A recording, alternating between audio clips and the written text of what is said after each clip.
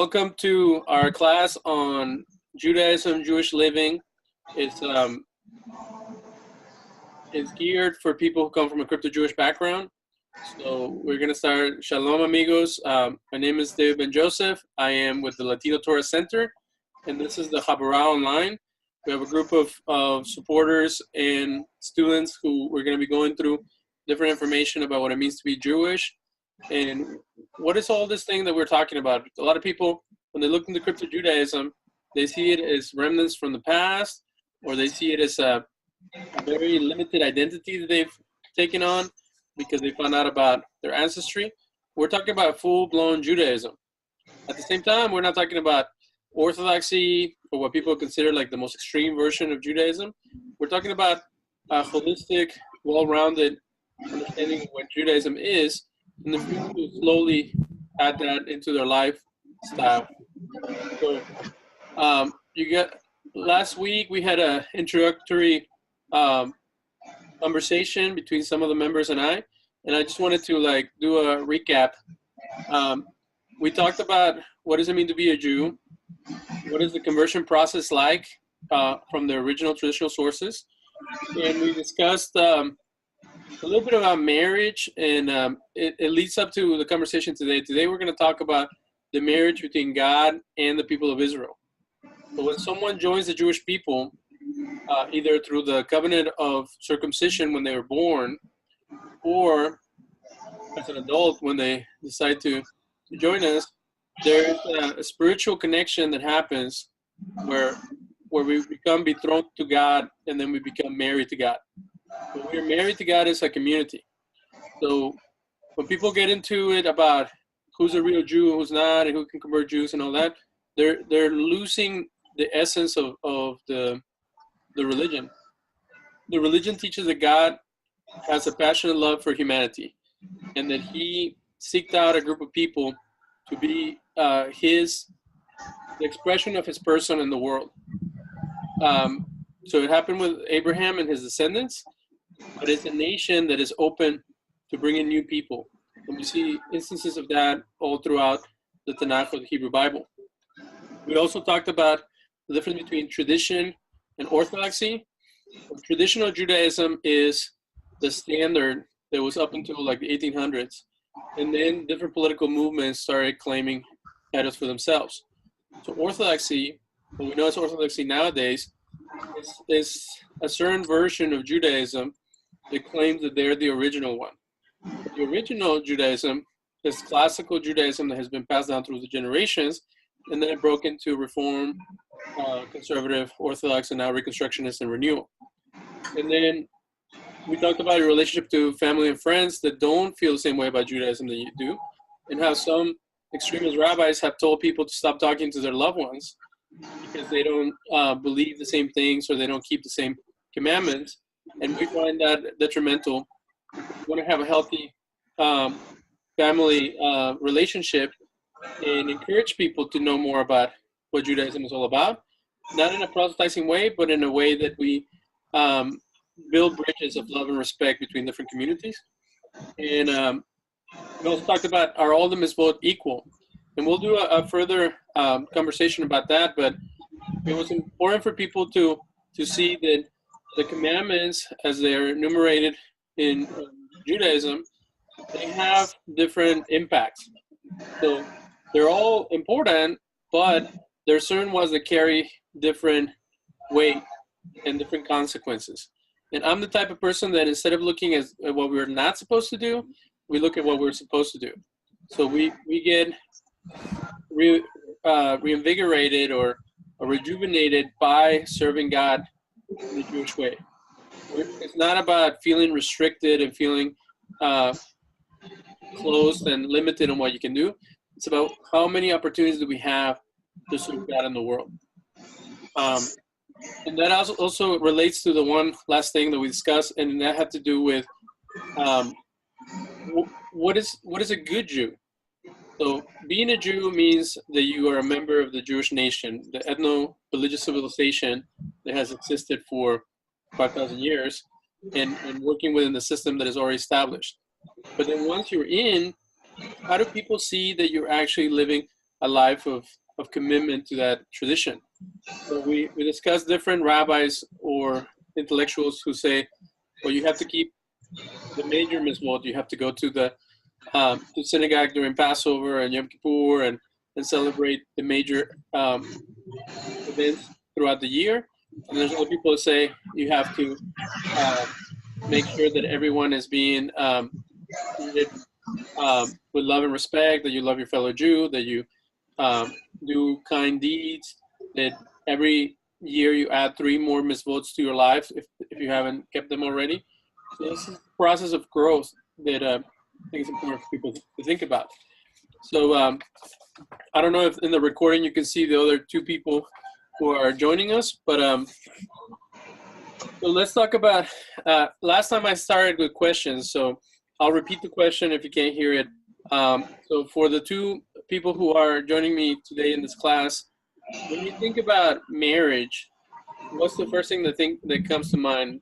What's the important element of marriage between a husband and a wife? Oneness.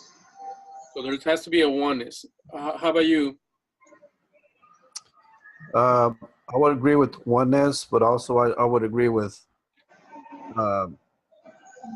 keeping a strong communication in a marriage. Okay. So that's so he said that keeping a good communication in the marriage.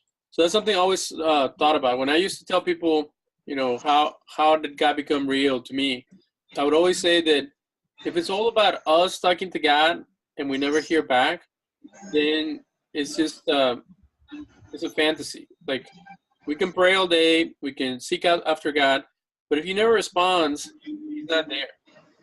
So the way that I communicated how I know that God is real in the world is that I feel like he's a father who went away and he sends you a letter or a present every once in a while.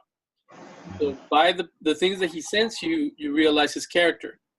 So if he sends you love, you know he's loving.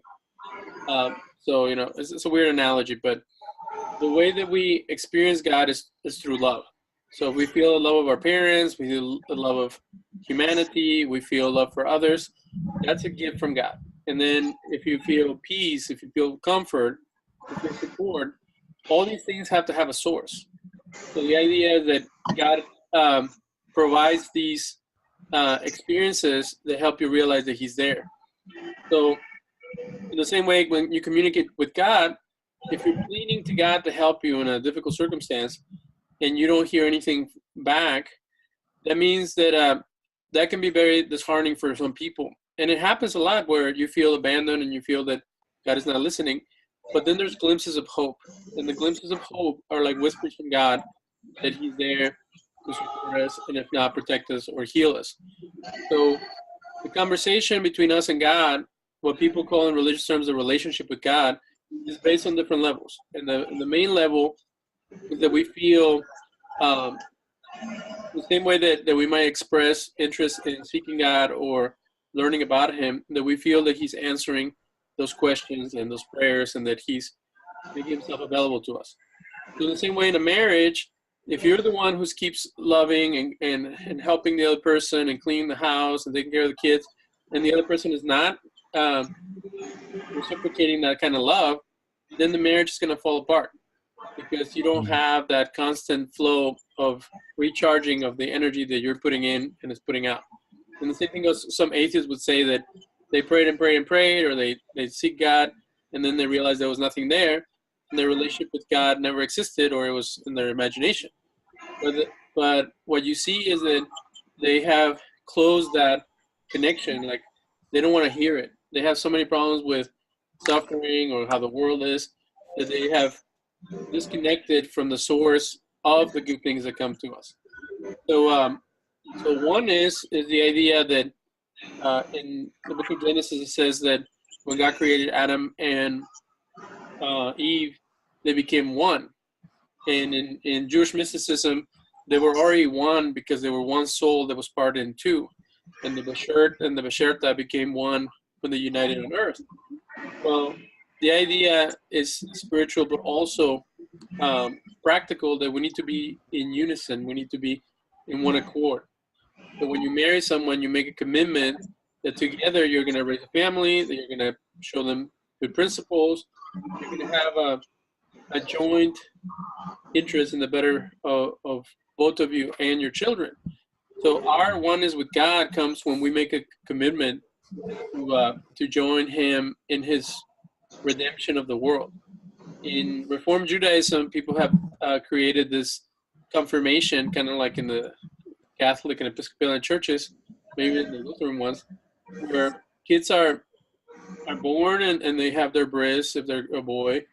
They have a bar bat mitzvah at 13 and 12. And then at 16, they have a rededication to the Jewish people or to God.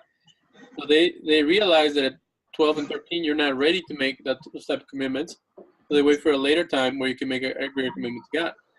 People who come later to Judaism, who've had either a return to Judaism, such as many of the Anusim or crypto Jews, or who have converted to Judaism, they get to experience that as an adult. And even the people who grew up Jewish, who do kiruv, make a recommitment to traditional Jewish life, they get to experience that. They get to experience a process of change from not caring about the things of God and become involved and immersed in them. So that goes back to the idea of marrying God or the Jewish people being the bride of God. So as I'm looking at my notes, there's someone said that it's kind of like the Maimonidean idea that before you make a commitment to God, you have to believe in Him. And this gets kind of, people say that it's very similar to Christianity because it asks for acquiescence, like, your faith is what gets you in the door, and then you build up your relationship with God through the disciplines that you take. But someone was saying in the Jewish community that the first commandment, and from the Ten Commandments, says, I am the Lord your God who brought you out to the land of Egypt, that we have to believe that God exists, that we have to see Him as one and unique, we have to see Him as incorporeal or not having a body, and then we have to believe that He's eternal. And that our prayers are only directed to God and to no other. So in Judaism, there's this aspect of monotheism where there's only one God. And that just like, in some cultures you can be married to multiple people. In this one, it's very clear, like you're married to one, even though there are some cases where it's different. But the idea is that you're married to God. You're not married to any other deity. And in the Hebrew Bible, you see these things where God gets upset when people are worshiping other gods. And He takes it personal, like they're committing adultery against Him. So when we think about the marriage, in the Sephardic tradition, we that come from a crypto-Jewish background or have a Sephardic identity, there's a tradition around Shavuot, or the Feast of Pentecost. There's a giving of the Ten Commandments in Judaism, that the people should see the Torah as the bride or dowry. God is the bridegroom, the prince and ruler, and then the people are the ones who let's see, in Shavuot, so there's two versions, that's why it's confusing. So in one, it says in the scriptures, may the bridegroom rejoice with his bride whom he has taken as his lot, and may the bride rejoice with her husband of her youth while uttering words of praise. So the idea is that God is the bridegroom, and Israel is the bride, and the Torah acts as the wedding contract, or the ketubah, and then Moses is the witness, and another one is modified. And the idea is that we entered into a marriage covenant with God at Mount Sinai.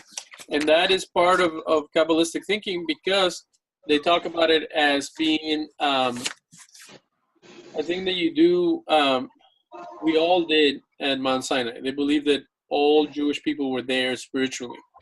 So we were returning to Mount Sinai as we make a commitment to God. And just the other thing, we're kind of, I have another 10, 15 minutes, but the other thing that I would like to discuss with the class is, have you guys ever considered what Jewish spirituality is?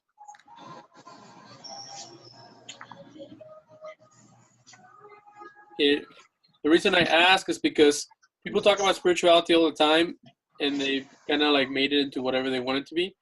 So one time I realized that Jewish spirituality was something unique. So Mario, do you have any ideas like what makes Jewish spirituality unique than other types of spirituality? Well, I would think, in my view, can you hear me? Yes. Yes. Okay.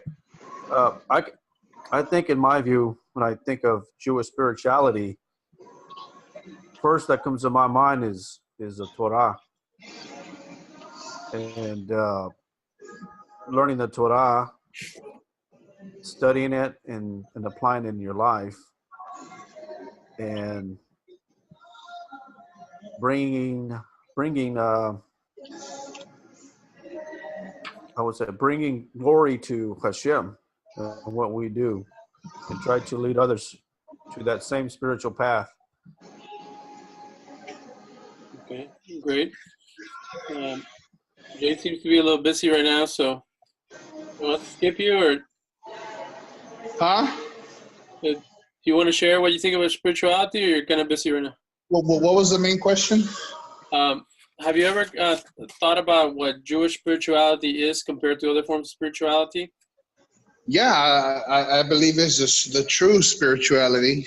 Other there's other forms of spirituality, and some that are breakoffs or look similarly to Jewish spirituality. But I think the difference is that they hold the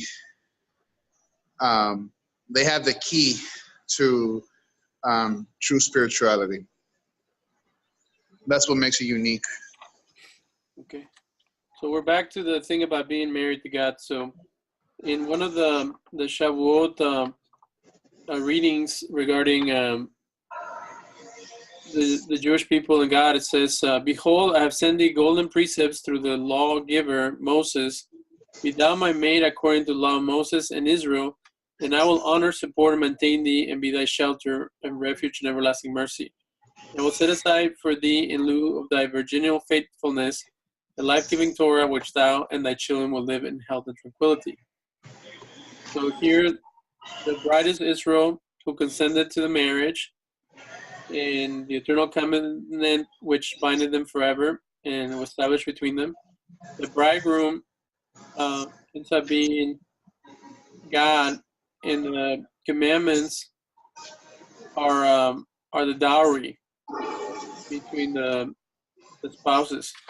So it just goes back to spirituality. Lately is all about the self. What, I want peace, I want comfort, I want gratification. And in Judaism, spirituality is outward. It's things that give you peace, that give you comfort, but that you do. So same thing with marriage. Like, you have to put in. If you expect to receive love and support from your spouse, you have to put in time, effort, and concern. So the spirituality that Judaism proposes, as compared to those spiritualities, is one of action. And is where God and man meet. So being kind, being loving,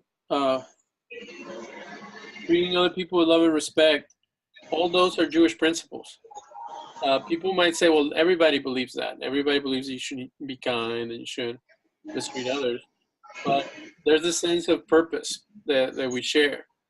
So Jewish spirituality is the idea that you talk about godly principles when you wake up, when you arise, when you walk by the way, and you're imparting that onto people that you see and your children and your family.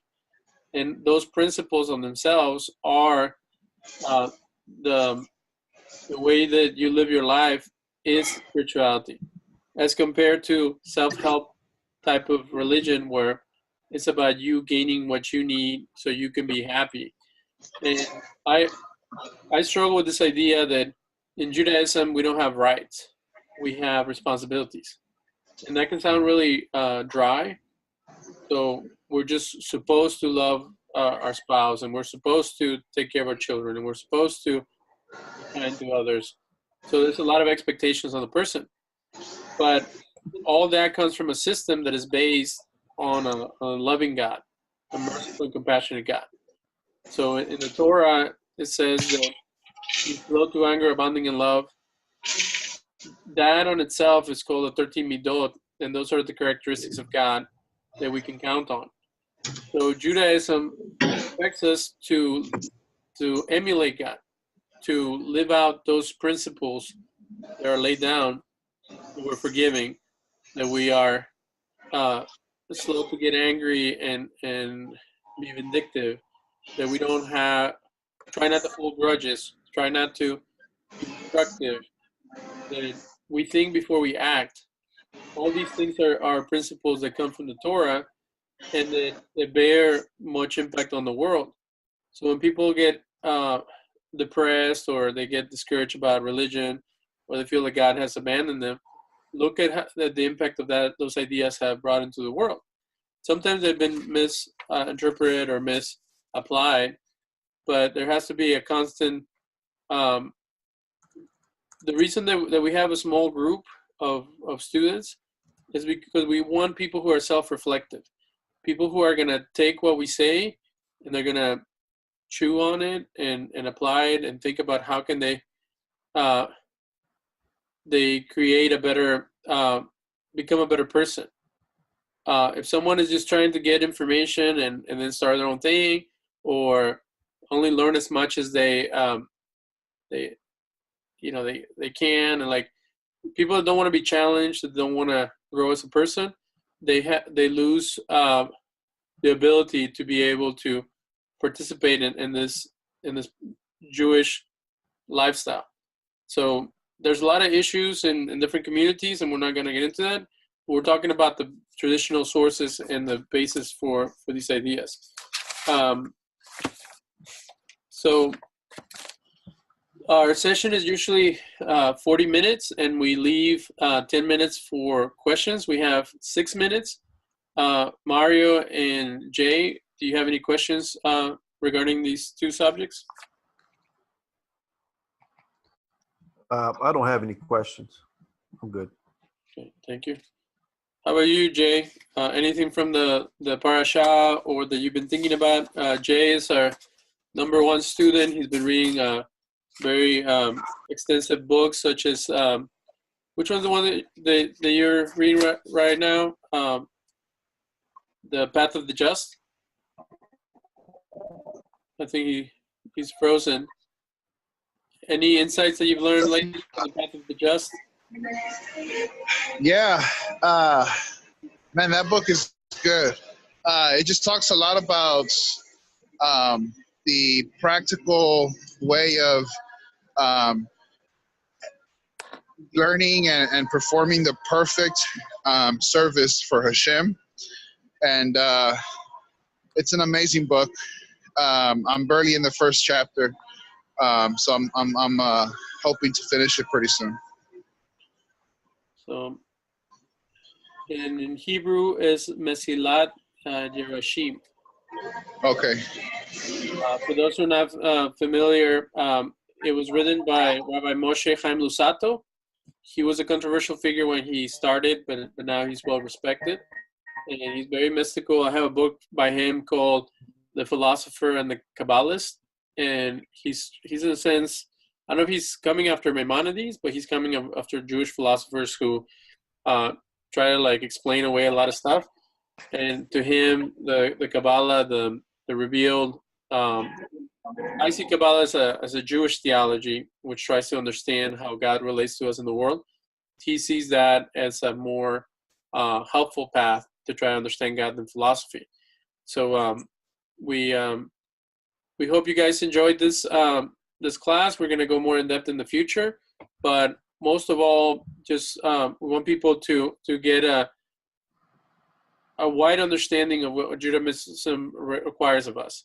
Something that I was going to do during our class that I forgot to do is to do a little test for our members or our audience.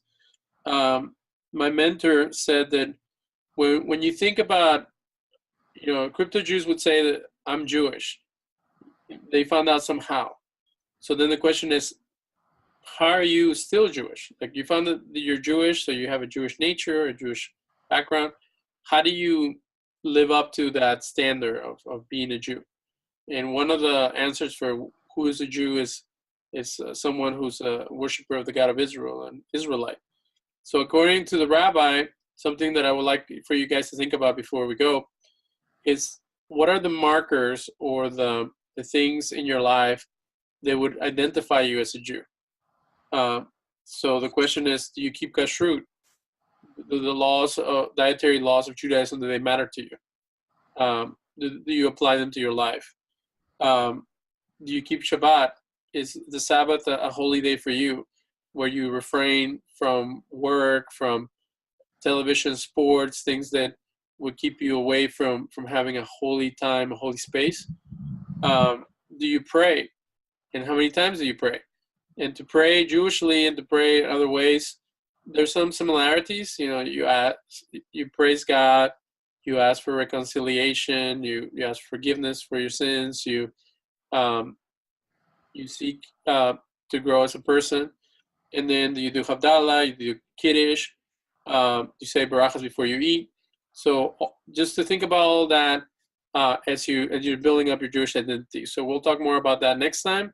I'm glad that you guys are checking us out on YouTube, and hopefully we can keep on building our community. Thank you for your time.